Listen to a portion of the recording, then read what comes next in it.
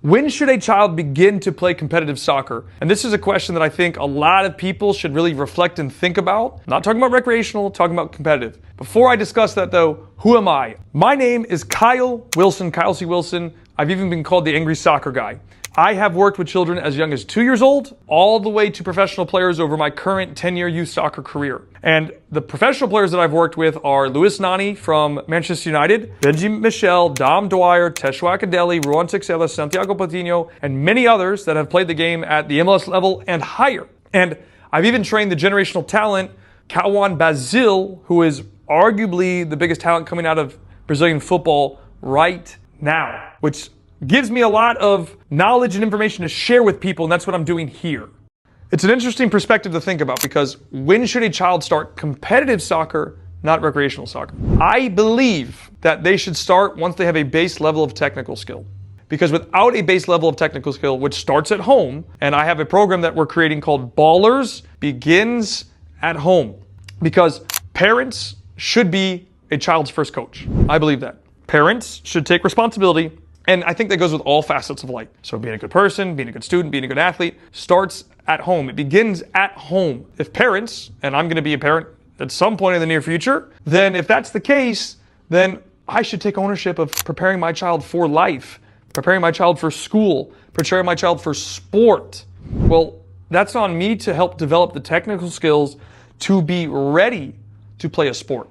And imagine if they spent and they got between the ages of say 1 to 5 and they got 100,000 touches on the ball versus a kid that's just walking into the sport that gets picked up from recreational to go to competitive because clubs want money. And I don't mean that in a negative light. I'm just highlighting what happens across the country every single day of kids getting picked up to programs and they're not actually good enough yet. And by good enough, I mean they're missing the fundamental skills to play the sport. And then we wonder why kids quit playing the game at 13 years old because one, they're not good enough, and by good enough, they don't have enough technical skill yet. So that's our responsibility by starting at home. And then two, it's not fun when you don't have skill. Like if I don't have the skill to do something, I don't enjoy it. We have batting cages at our indoor facility. And I went up to hit a ball once and I'm like, I can knock this out, no problem. Ball comes from the batting machine.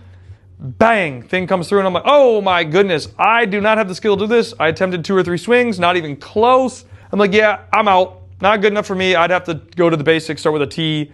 Players, I believe, when it comes to development at home, because a coach, when I use the word coach in this reference to talk about a parent could work with their child from say birth, so 1 year old or birth, to 10 years old. And you can be the coach and develop them on basic fundamental skills.